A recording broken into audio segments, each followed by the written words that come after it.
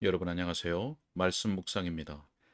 우리는 찰스 스펄전 목사님의 설교를 통해서 마태복음 11장 28절의 말씀을 여러분과 함께 하시는 그리스도의 말씀이라는 제목으로 묵상하고 있습니다. 자, 먼저 본문의 말씀을 읽도록 하겠습니다. 수고하고 무거운 짐진 자들아 다 내게로 오라. 내가 너희를 쉬게 하리라. 아멘. 네, 우리가 바로 앞선 시간에서는 서론 부분과 첫 번째 요점의 일부분을 우리가 함께 읽고 묵상을 했습니다. 자, 본문에서 우리 주님은 내게로 오라 라고 말씀하시죠. 다른 어느 누구도 아니고 다른 무엇을 통해서도 아니고 수고하고 무거운 짐진 너희가 내게 오라고 말씀하십니다. 자, 이 말씀은 주님의 인격과 주님의 행하신 일로 나오라는 의미라고 하는 것을 우리가 보았습니다. 우리 주님은 자신에게 나오는 자들에게 쉼을 주실 것이라고 약속하셨습니다. 자, 이 마음의 쉼은 모든 것보다 가치가 있습니다. 또 이 평강은 삶의 모든 일에서 실제적인 도움을 주지요. 그래서 오는 세상을 준비하게 할 뿐만 아니라 현재의 삶을 위해서도 우리를 대비시켜 주는 것이라고 하는 내용을 우리가 함께 보았습니다. 자, 오늘은 계속되는 내용을 우리가 함께 읽고 묵상하도록 하겠습니다. 자, 이 쉼은 그리스도 외에 다른 어디에서도 찾을 수 없습니다. 이제 저는 이 쉼이 어떤 것인지 말씀드리겠습니다. 저도 지금 그 쉼을 누리고 있으며 그 안식 안에서 매우 기뻐하고 있음을 솔직히 말씀드립니다. 이 쉼은 사람의 영적 존재 전체에 쉼을 가져다 주는 것입니다. 그리스도께서 양심에게 쉬라고 말씀하시기까지 양심은 우리를 괴롭게 합니다. 양심은 뒤돌아보면서 그런 일들은 옳지 않다. 이곳에서 잘못을 했고 저런 면에서 잘못을 했고 다 잘못을 해서 너희가 쉴 자리는 없다 라고 소리칩니다. 양심은 무거운 펜으로 일기장에 우리가 읽으면 깜짝 놀랄 우울한 기록을 남깁니다. 양심이 말합니다. 두려워 떨라. 내가 이 기록을 심판날에 다시 볼 것이기 때문이다. 또한 이 기록으로 말미암아 너가 너의 행위의 열매를 먹도록 정죄 받을 것이다. 사람들은 웃으면서 그런 것을 믿지 않는다고 말합니다. 그러나 사실은 믿습니다. 그들은 마음 깊은 곳에서 그것을 믿어야 합니다. 왜냐하면 하나님께서 진실을 누설하는 증인을 사람들 마음 안에 두셨기 때문입니다. 양심은 부단히 사람들을 일깨웁니다. 마치 집을 지키는 개가 꾸벅꾸벅 졸고 있는 집주인을 깨우듯이 말입니다. 그 사람들은 이렇게 말합니다. 선생이요, 여기 앉아 누우라. 자, 그러나 마음속에 깨어있는 하나님의 개는 항상 눕지 않을 것입니다. 이때나 그때나 언제나 무섭게 지저대기 시작하고 그래서 그 사람은 원하는 대로 잠을 잘 수 없습니다. 약을 먹여 양심을 마비시킨다 할지라도 양심은 자다가도 발작적으로 지저댈 것입니다. 자, 예수님께서는 그분께 오는 자들에게 평화로운 양심을 주겠다고 약속하십니다. 과거의 모든 죄를 용서하심으로써 현재 그 사람의 생각들의 흐름을 바꾸심으로써 더 나아가 그를 도우셔서 앞으로는 지나간 세월 동안 범했던 실수를 반복하지 않도록 지켜주심으로써 평화로운 양심을 주실 것입니다. 양심의 쉼을 누린다는 것은 대단한 일입니다. 그러나 우리에게는 생각들이 있고 그 생각들은 어수선한 것들입니다. 오늘날과 같이 의심의 시대에 마음의 생각이 정착하여 요동하지 않는다는 것은 쉬운 일이 아닙니다. 많은 사람들은 믿을 것을 찾아 헤매고 있습니다. 아니면 적어도 믿지 않는 것이 옳다는 확신을 갖기를 갈망합니다. 생각들이 바다에 떠 있는 배들처럼 이리저리 요동하고 사나운 폭풍에 갇힌 새같이 흔들립니다. 저의 마음도 한때 그처럼 표류하는 상태에 있었고 어디로 흘러갈지 모르는 상태에 있었습니다. 나는 한동안 아무것도 믿지 못하였습니다. 그러다가 결국 내 자신의 존재라는 것이 단지 하나의 생각일 수 있다는 결론에 이르게 되었습니다. 저는 전혀 존재하지 않는 것을 상상하는 제 자신을 비웃었습니다. 왜냐하면 저는 제 자신이 진정 존재함을 느꼈기 때문입니다. 깊은 의심과 불신앙으로부터 떨쳐 일어나 확실한 무엇인가가 있음에 틀림없다고 느끼게 되었습니다. 제 영혼이 예수님의 발 앞에 엎드렸습니다. 그리고 저는 쉼을 얻었습니다. 이제 마음속에 완전한 만족을 얻었습니다. 우리 중 수많은 사람들이 이렇게 말할 수 있습니다. 우리는 지금까지 믿어왔던 분을 알고 있으며 우리가 그분에게 맡긴 것을 그분이 능히 지키실 수 있음을 확신한다. 자, 그러므로 우리는 복음을 떠날 수가 없습니다. 어떠한 새로운 교리들이나 어떤 색다른 것이나 어떤 회의론들이나 신선한 정보들도 이제 우리를 어지럽힐 수 없습니다. 적어도 그것들이 물결의 표면에는 파장을 일으킬 수 있습니다. 그러나 영혼 깊은 곳에서는 모든 것이 고요합니다. 예수 그리스도의 교훈에서 마음의 안식을 얻고 나면 거기서 머물 것입니다.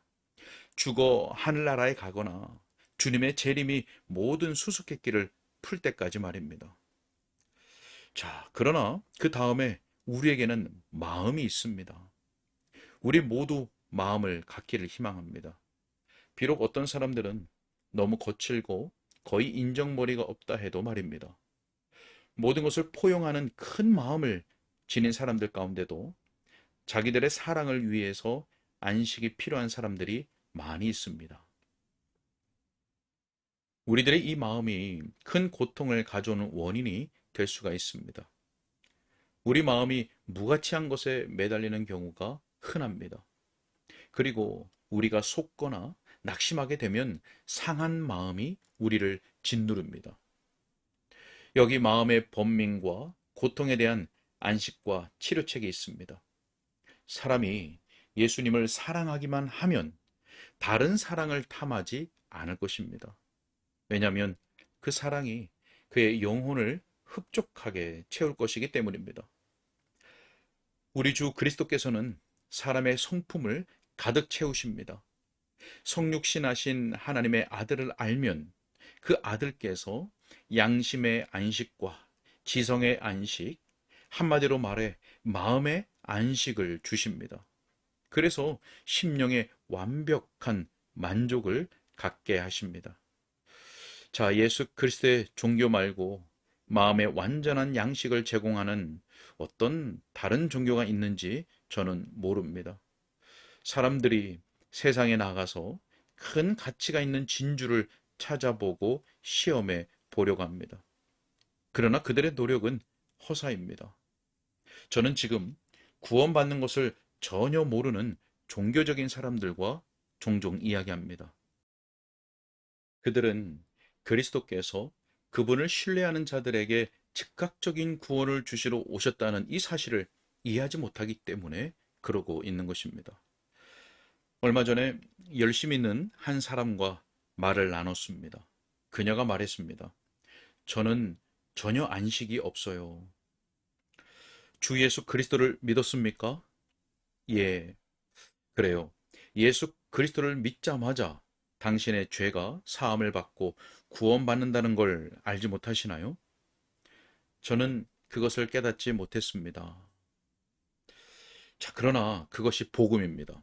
예수 그리스도를 믿는 사람마다 정죄함을 받지 않습니다. 그를 믿는 자는 영생을 얻었습니다. 그가 믿는 순간에 구원을 받으며 죄의 세력으로부터 건짐을 받아 변하여 새로운 사람이 되는 것이며 결코 죽을 수 없는 새 생명을 소유하게 된 것입니다. 이 확신은 굳게 쥐고 있을 만한 가치가 있는 것입니다. 그 확신을 가진 자마다 그것을 견고히 붙잡도록 해야 합니다. 그리고 그 안에서 즐거워하십시오. 십자가의 나무에 못 박히신 그분의 사랑하시는 손을 벗어나서는 어느 곳에서도 그 확신을 얻지 못합니다. 이 안식은 십자가에 달려 기도하시던 그 입술 외에는 어디에서도 나올 수가 없습니다. 아버지여, 저들을 용서하옵소서. 저들은 자기들이 하는 일이 무엇인지 알지 못합니다. 이것이 수고하고 무거운 짐진 모든 사람들에게 바로 이 순간에 우리 주 예수 그리스도께서 제시하신 은혜입니다. 만일 그들이 그 은혜를 누리기 위해서 예수님께 오기만 하면 영원히 안식을 얻을 것입니다. 이곳에 있는 어떤 분들은 안식을 갈망하고 있습니다. 이 큰 도시에 많은 문제와 슬픔과 불안과 불행과 탈선이 있음에 틀림없습니다. 이 회중들을 살펴볼 때 사람마다 내면에 겪는 고통을 다 말한다면 털어놓는 슬픈 이야기들을 다 들을 정도로 참아내지 못할 것임을 저는 압니다. 우리는 기분이 좋아 보이는 사람의 얼굴을 봅니다. 그러나 그 좋은 얼굴을 가지고 있는 많은 사람들이 슬픔을 마음속에 감추고 있습니다. 인간 비참의 무게는 지구의 축을 부러뜨릴 정도로 충분합니다. 우리를 번쩍 들어 올리실 수 있는 분이 계시다는 것이 얼마나 놀라운 복락입니까? 그분은 지극히 가난한 자를 부자보다 훨씬 더 낮게 만드시고 슬픈 사람들을 즐거워하는 자들보다 더 행복하게 만드시며 환난당하는 자들로 하여금 번영하는 자들보다 더 복되게 하실 분입니다. 예수님께서는 긍휼을 가득 담은 손으로 우리 가운데 여기 계십니다. 여기 무거운 짐을 지고 수고하는 가운데 주께 오는 모든 자들에게 안식을 허락하심으로써 주께서 우리 가운데 계심을 보여주시기를 원합니다. 자, 이렇게 해서 저는 예수님께 나오는 자들이 받는 은혜의 가치가 무엇인지를 말씀드렸습니다. 성령님께서 그 가치를 우리에게 가르쳐 주시기를 간절히 바랍니다. 네, 오늘은 여기까지 읽겠습니다. 이 쉼은 사람의 영적 존재 전체에 가져다주는 쉼입니다. 주님께서는 그분께 나오는 자들에게 평화로운 양심을 주십니다. 또한 양심의 안식과 지성의 안식, 한마디로 마음의 안식을 주시죠. 자, 그래서 심령의 완벽한 만족을 갖게 하십니다. 이 쉼은 그리스도 외에 다른 어디에서도 찾을 수 없습니다. 복음 안에 이 쉼이 약속되어 있습니다. 자, 오늘날 우리도 많은 문제와 슬픔과 불안과 불행, 그리고 탄식 가운데 살아가죠.